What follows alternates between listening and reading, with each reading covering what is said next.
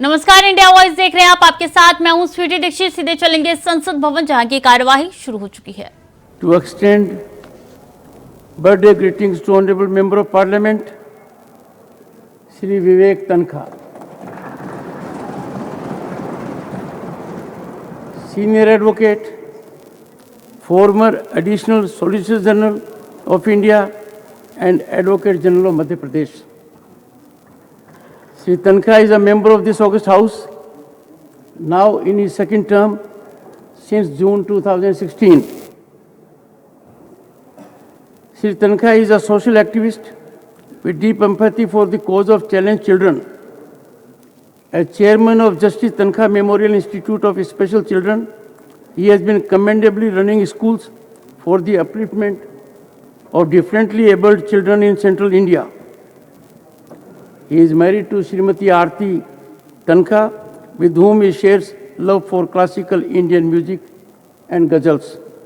The couple is blessed with son Varun and daughter Vasundhara.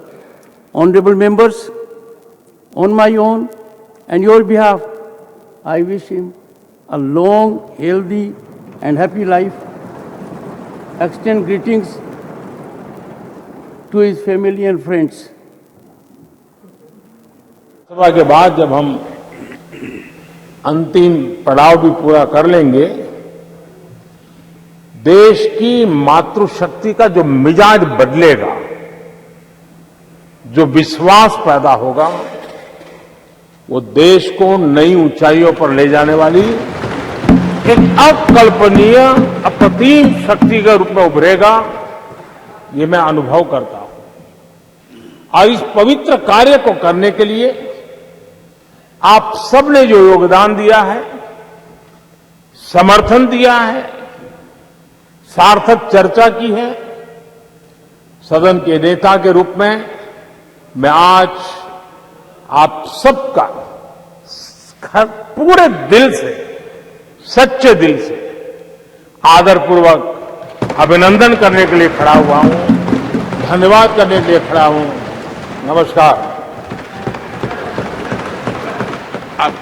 एक minute, सभी दलों के नेताओं ने कल समर्थन किया है। माननीय प्रधानमंत्री जी ने सबका आभार व्यक्त कर दिया, और सदन के नेता जब आभार कर दे तो पूरा सदन का आभार होता है।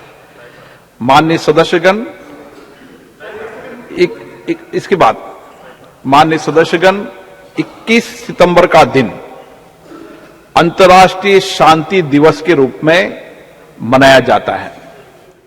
सभी राष्ट्रों और लोगों के बीच शांति के आदर्शों को स्मरण और उन्हें सुदृढ़ बनाने के लिए इस वर्ष का अंतर्राष्ट्रीय शांति दिवस का विषय शांति के लिए कार्य हैशटैग वैश्विक लक्ष्यों के लिए हमारी आकांक्षा। भारत विश्व शांति को प्रोत्साहित देने के लिए सदैव विभिन्न देशों के बीच सहयोग को बढ़ावा देने, परस्पर संवाद के माध्यम से आपसी टकराव का समाधान करने और वैश्विक एवं क्षेत्रीय शांति अहिंसा के आदर्शों को संरक्षित एवं संवर्धित करने के लिए प्रतिबद्ध रहा है। हमारी संस्कृति सदियों से अहिंसा की रही है। आइए हम इस अंतर्राष्ट्रीय शांति दिवस पर एक ऐसे विश्व के निर्माण के लिए संवाद, संवेदनशीलता, सहिष्णुता और सहयोग की भावना से काम करें, ताकि हम एक शांतिपूर्ण विश्व का सपना साकार कर सकें।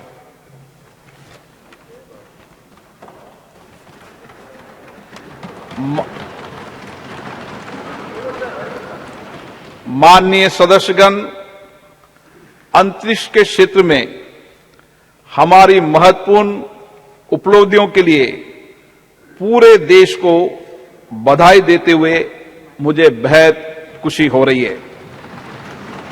इन उपलब्धियों से प्रत्येक भारतीय गौरवान्वित हुआ है और वैश्विक स्तर पर हमारे देश का कद बढ़ा है।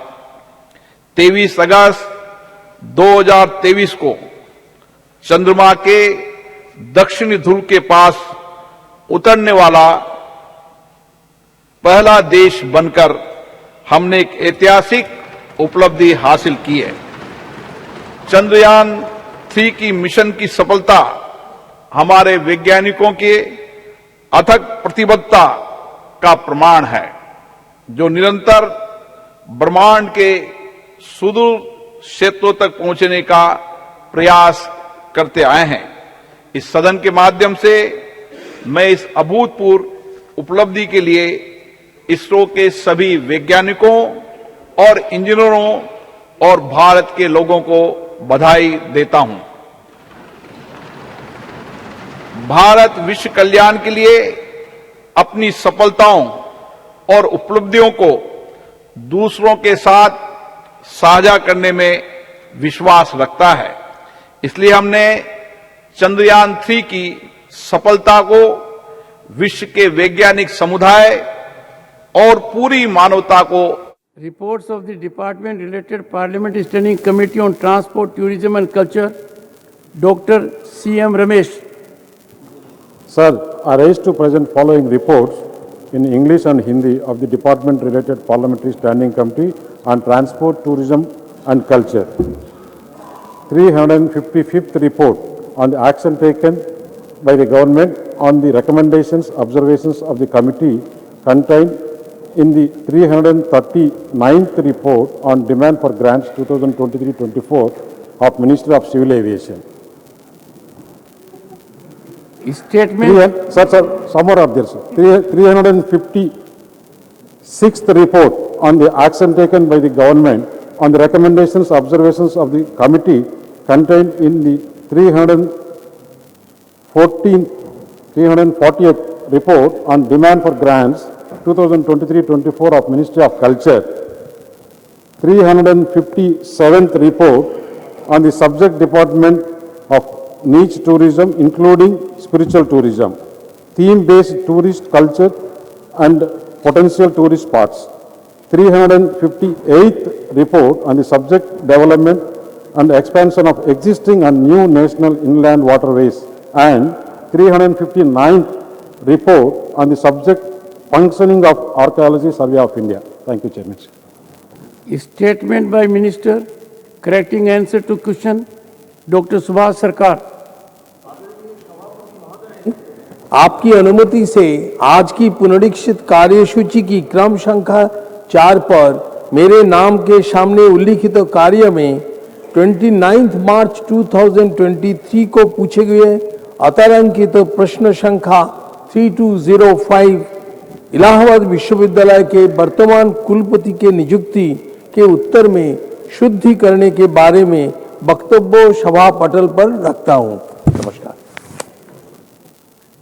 Honorable members, the copy of the Constitution, 128th Amendment Bill 2023, as passed by Lok Sabha, has now been laid on the table of Rajya Sabha.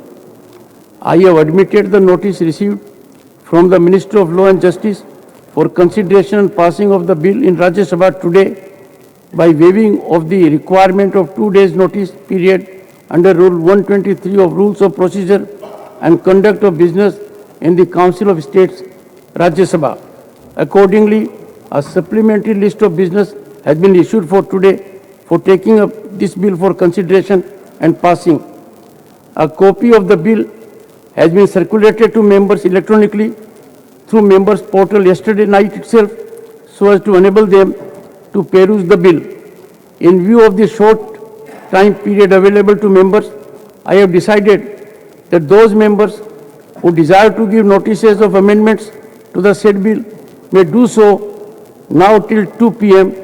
so as to enable the Secretariat to process and circulate the list of amendments.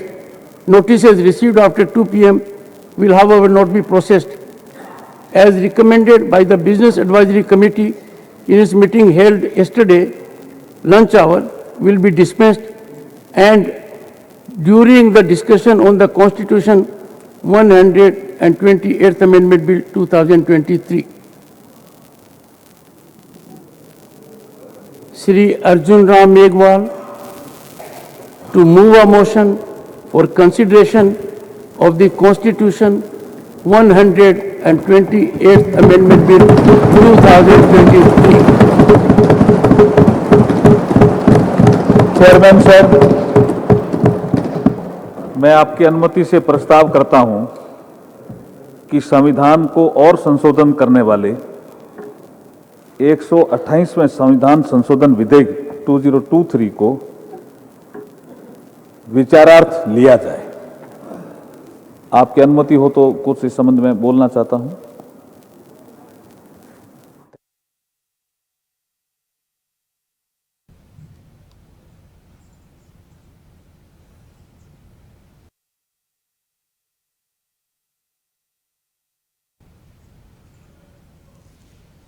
तो CM Pushkar Singh Dhami mission Rajasthan पे है और ये तस्वीरें कोटा से आप तक पहुंचा रहे हैं, जहां सीएम पुष्कर सिंह धामी पहुंचे हैं। राजस्थान में चुनाव होने वाला है, इससे पहले मध्य प्रदेश के दौरे पर वो थे। अब राजस्थान में चुनावी हुंकार भरने के लिए सीएम पुष्कर सिंह धामी गई हैं। बीजेपी के पक्ष में वो लगातार वोट की अपील कर रहे हैं। जनसभाओं को संबोधित उनके द्वारा किया जा रहा है, रोड प्रचार भी किया जा रहा है, रैली भी उनकी तरफ से लगातार हो रही है और यही बताती है कि बीजेपी हर उन बड़े नेताओं को मैदान में उतार रही है जो प्रतिनिधित्व तो करते ही है, इसके साथ साथ सत्ता वापस लाने के लिए कितना बड़ा और कितना अहम रोल अदा करते हैं, ये भी इन तस्वीरों के माध्यम से साफ तौर पर पता चल रहा है। सीएम क्या कह रहे हैं ये भी आपको सुनवाएंगे। फिलहाल जो जानकारी है वो आप तक पहुंचा दें कि मिशन राजस्थान के दौरे पर इस वक्त सीएम पुष्कर सिंह धामी पहुंचे हैं। कोटा की ये तस्वीरें हैं जो आप तक पहुंचा रही हैं। इससे पहले मध्य प्रदेश के दौरे पर थे, सीएम शिवराज सिंह चौहान के साथ उन्होंने यहां पे बड़ी रैली की थी और उसके बाद उन्होंने अपना संबोधन भी दिया था। विपक्ष पे भी जमकर निशाना साधा था।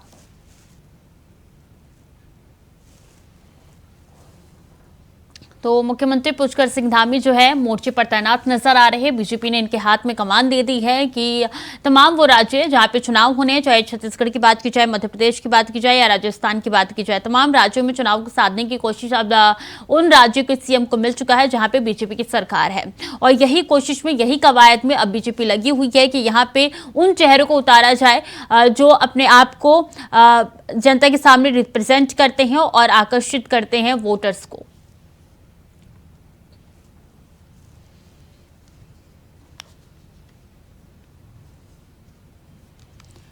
तो मुख्यमंत्री पुष्कर सिंह धामी की सीधी तस्वीरें आप तक पहुंचा रहे थे कि मिशन राजस्थान के दौरे पर हैं और ऐसे में ये महत्वपूर्ण तस्वीरें आप तक पहुंचा रहे थे। अब सीधे चलेंगे संसद भवन जहां की कार्यवाही लगातार चल रही है। महिला दूर से पानी ला रही है। मैं राजस्थान से आता हूं, आपको भी पता है रेगिस्तानी मेरा क्षेत्र है। मैंने महिलाओं को देखा है, मैं भी पानी लाता था दूर से जब घर में नल नहीं था। तो हमने देखा महिलाओं की क्या स्थिति है, असमानता फील्ड में। ये अगर किसी ने देखी तो हमारे प्रधानमंत्री नरेंद्र मोदी जी ने, और अब असमानता दूर की, नल से जल। प्रधानमंत्री मुद्रा योजना, प्रधानमंत्री मुद्रा योजना लगभग 68% महिलाएं बेनिफिशियरी है मुद्रा योजना में। स्टैंड अप योजना, बैंक तो पहले भी थे सर। किसी प्रधानमंत्री ने अगर बैंकों को निर्देश दिए कि कोई भी ब्रांच होगी, उस ब्रांच में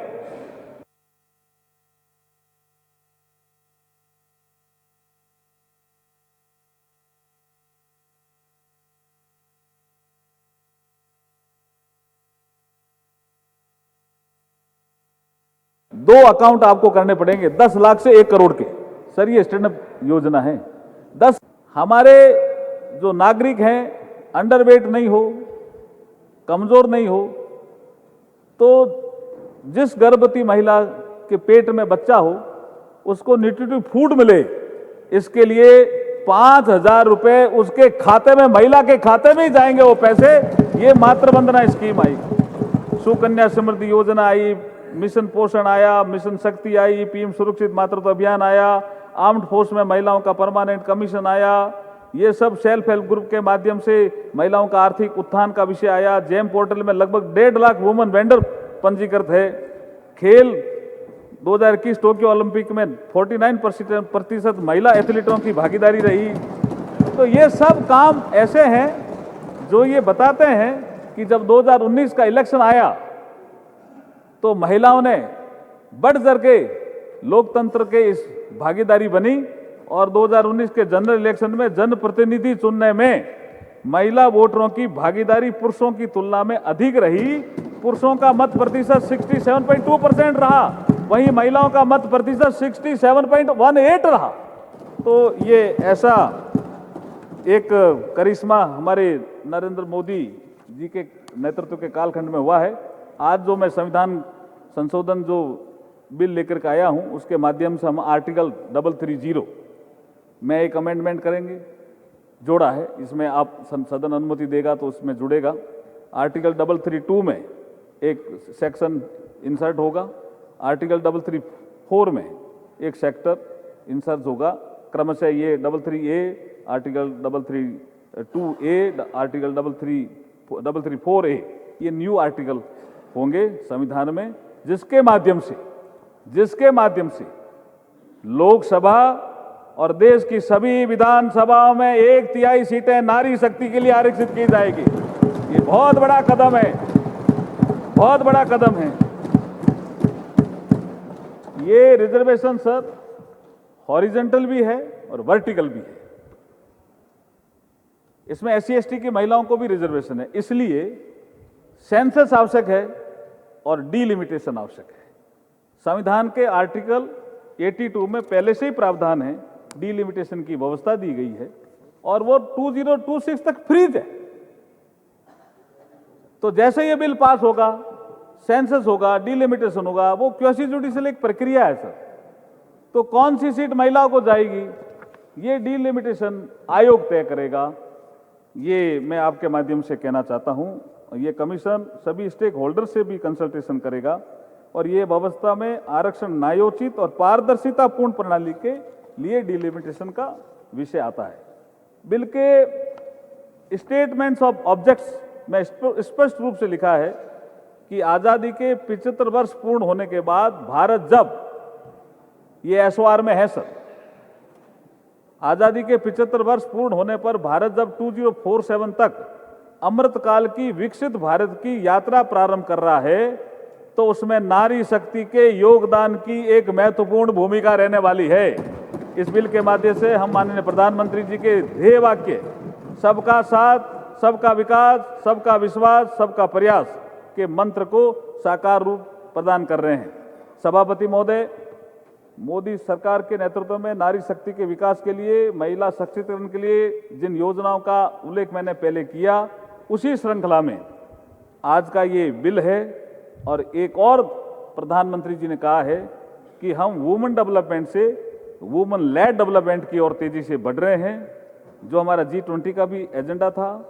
महोदय, हमारे संविधान की प्रस्तावना में भी, जैसे मैंने जिक्र किया पहले, राजनीतिक, सामाजिक, आर्थिक न्याय की बात कही है, साथ में सभी के लिए प्रतिष्ठा और अवसर की समानता की बात कही गई है। आज मोदी सरकार महिलाओं को आर्थिक रूप से भी सशक्त बना रही है, शिक्षा और स्वास्थ्य के क्षेत्र में भी समानता स्थापित कर रही है। ये सब श्रृंखला के माध्यम से, ये श्रृंखला आज जो मैं बिल लेके आया हूं, ये उससे जुड़ा हुआ ही एक कदम है। मैं एक कविता के माध्यम से मेरी बात को, आज अभी की बात को, चर्चा जो होने वाली है, उसको समाप्त करना चाहूंगा। सपने सब साकार करेंगे, सपने सब साकार करेंगे, नारी को अधिकार मिलेंगे, मातृशक्ति नेतृत्व करेगी, जन गण मन की शान बढ़ेगी। बहुत बहुत धन्यवाद।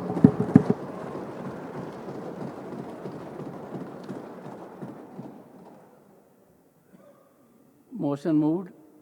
I now call upon the members whose names have been received for participation in the discussion. Shrimati Ranjit Ranjan. Sir, I don't believe. 10 minutes. धन्यवाद sir. 10 minutes. Thank you sir. एक महिला होने के नाते मैं आशा करूंगी कि आप 5 मिनट आप अपनी तरफ से मुझे देंगे, और मैं सत्ता पक्ष को भी कहूंगी कि आज महिलाओं का दिन है। मैं होम मिनिस्टर साहब से रिक्वेस्ट करती हूं कि 5 मिनट आप अपनी तरफ से मुझे दीजिएगा, अपनी पार्टी से दीजिएगा। सबसे पहले मैं महिला रिजर्वेशन बिल का स्वागत करती हूँ।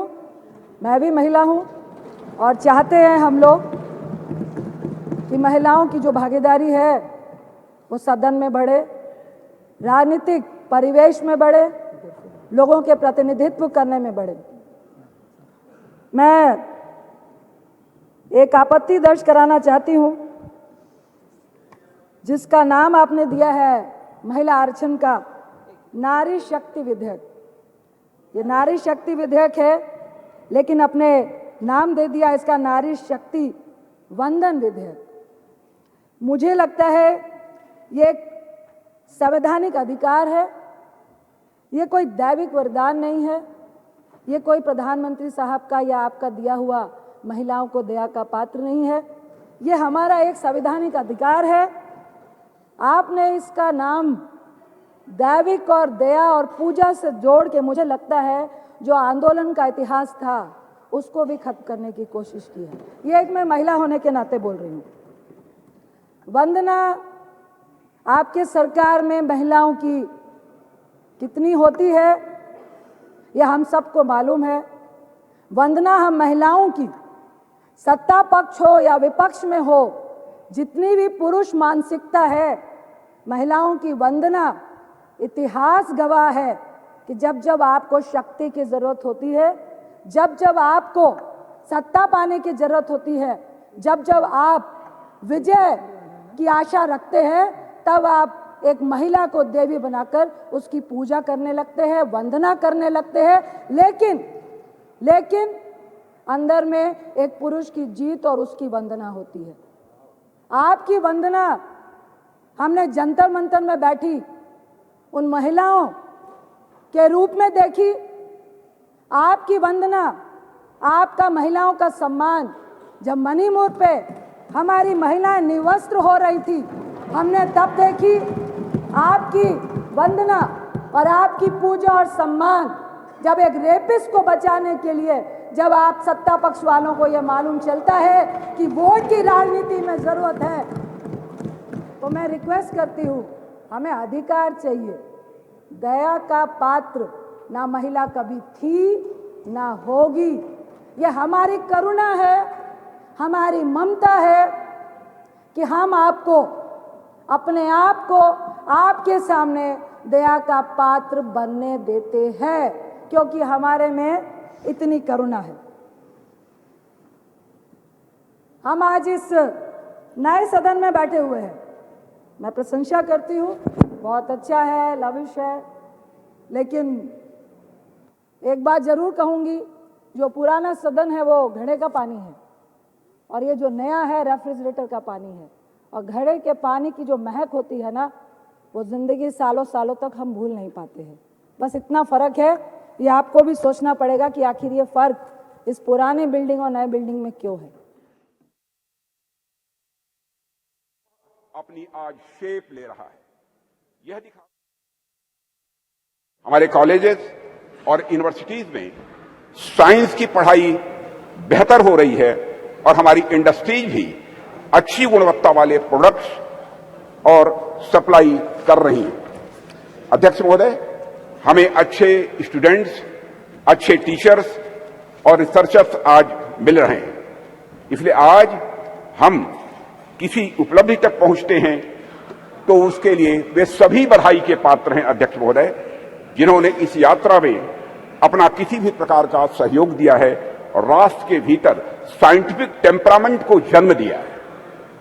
और अध्यक्ष महोदय, जब मैं यहां साइंटिफिक टेम्परामेंट की बात कर रहा हूं तो उससे मेरा मतलब कुछ वैज्ञानिक उपकरणों के, कुछ साइंटिफिक ऑपरेटर्स के केवल डेवलप कर लेने भर से नहीं है, यह हमारे कहने का तात्पर्य नहीं है।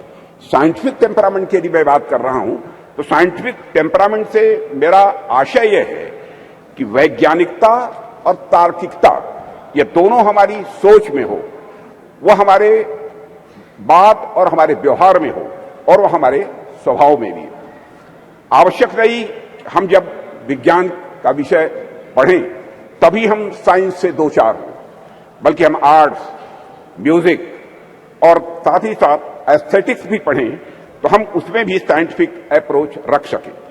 मैं इस साइंटिफिक टेम्परामेंट की यहां पर अध्यक्ष महोदय बात कर रहा हूं और हम सब इस संबंध में बड़े भाग्यशाली हैं अध्यक्ष महोदय कि यह टेम्परामेंट प्राचीन काल से ही हम भारतवासियों को विरासत में मिला हुआ है। आप देखें, चाहे हमारे प्राचीन ग्रंथ वेद हों या फिर उपनिषद देख लें या फिर स्मृति ग्रंथ देख लें, सर्वत्र आपको विज्ञान या फिर विज्ञान से युक्त विचारों के दर्शन करने को मिलेंगे।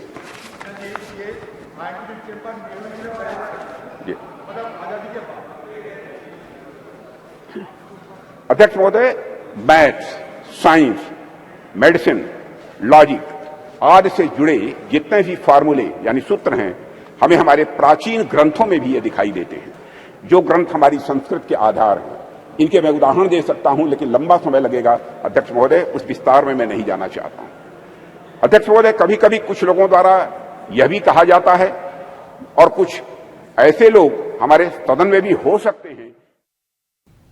तो लोकसभा से राजनाथ सिंह को सुन रहे थे आप, अपनी तरफ से वो अपना बयान दे रहे थे। इससे पहले पीएम नरेंद्र मोदी ने सबका धन्यवाद दिया क्योंकि महिला आरक्षण बिल को पास कर दिया गया है। तो फिलहाल के लिए बुलेटिन में इतना ही। खबरें लगातार जारी है, देखते रहिए इंडिया वॉइस।